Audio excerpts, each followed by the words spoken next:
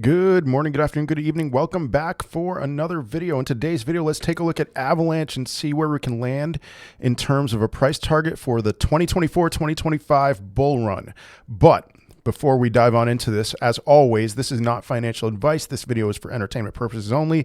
Please do your own research. I am not a financial advisor, and while I appreciate that so many of you who are hopping in, to watch my videos, you are not subscribed. You've got to hit that subscribe button. Every day, 6 a.m. Eastern Time, new content, a new price target video.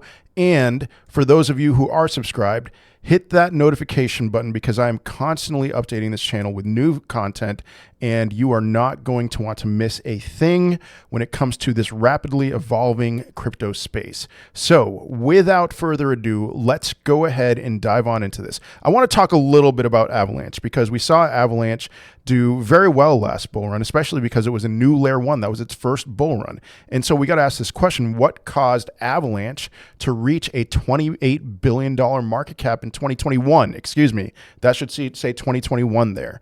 And Avalanche, all right, let me back up for a second. I like the Avalanche ecosystem. I like a lot of what they're doing. I really have a lot of confidence in their founder, Eamon Gun Sarer, and I probably mispronounced that name, forgive me, but this is what caused Avalanche to reach a $28 billion market cap, is that there were many, many junk coins on their ecosystem. I wouldn't even call them meme coins, just coins that are just absolute trash in their ecosystem, which is fine. Money came in, money came out. And then there was another batch of extremely high yielding coins like Wonderland, aka Time, that promised multiple tens of thousands of % in returns for Time stakers and holders. And so look at this chart right here. This is the Wonderland chart. They peaked at about $10,000. And then what you found with that kind of return is that it was unsustainable. And the funny thing is, it's not that Wonderland holders were receiving more and more Wonderland. It was that they were receiving an entirely different cryptocurrency, but still that was unsustainable.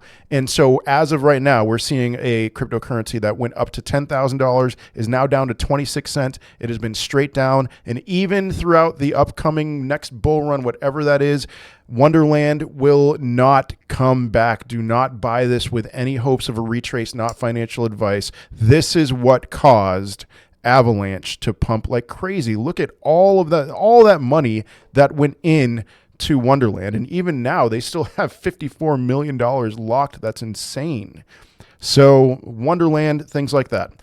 Do they have anything this time around that I would have my eyes on as like, this is the big thing that's going to draw traffic to them? Because Solana, with meme coins, Celestia and Injective with airdrops. So is there anything with Avalanche that's going to draw a lot of money in with the excitement, with the hopes? And I do believe that there is, and I do believe that what that thing is, there's multiple things, but what the main thing is much more attractive than what caused a lot of people to buy Avalanche last time, and that is with their gaming.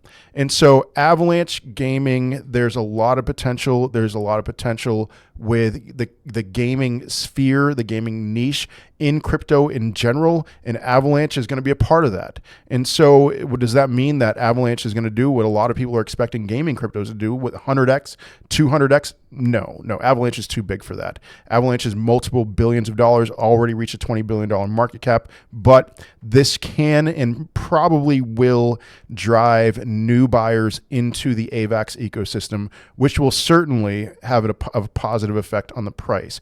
I am not as bullish on Avalanche as I have been on Solana.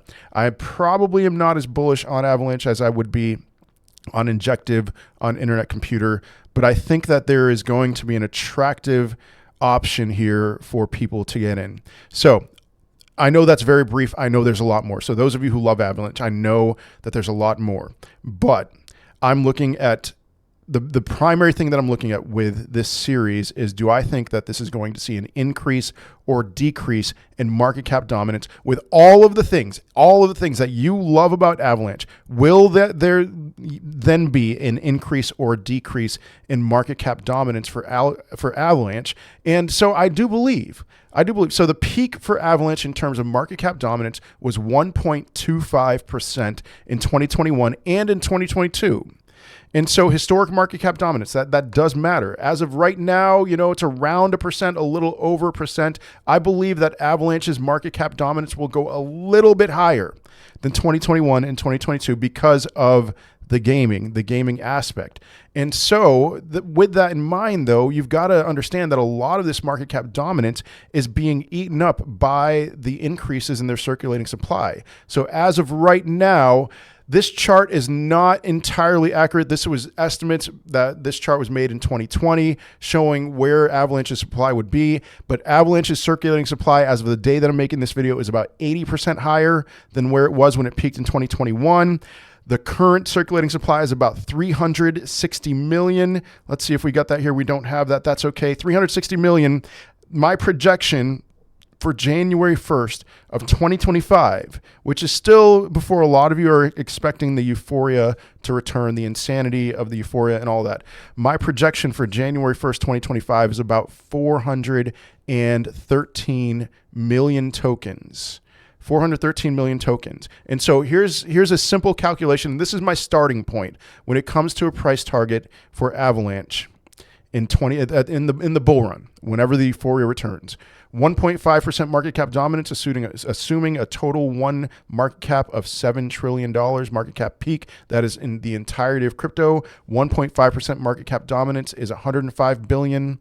So, I'm saying here that market cap is going to almost do a 4x from its 2021 peak. So that is very bullish, but then you look at the price, $253. Divided 105 billion market cap divided by 413 million tokens gives us $253.01. But I believe, looking at the charts, that heavy profits will be taken at a 1.618 retrace. So I am actually bringing this down to $232.95. And so $232.95. Here's the 1.618 retrace. That's going to be a heavy point of resistance. And if we have only a little bit higher to go than that, then I actually think that that's going to be the peak. That might be disappointing for some of you, knowing that Avalanche peaked around $147, $150 last time around. Only 60% higher? Well, that's what happens when you have a supply as inflationary as what we have with Avalanche. And here's the thing that I would even say moving forward is that this is not going to look too pretty over the long haul. And so we're seeing potentially a peak in Avalanche's market cap at 700 billion tokens. So that is another doubling of their supply by the time that they peak. This is not the most amazing tokenomics in the world that I've seen. It's actually pretty depressing. It's not the worst. Wonderland's actually the worst, but it's not the worst, but it's not too exciting moving forward because a lot of highly inflationary cryptos are pretty much done. Internet Computer, highly inflationary, but pretty much done with their vesting, with their releases, their airdrops, and all of that. And so I'm much more hopeful on Internet Computer moving forward.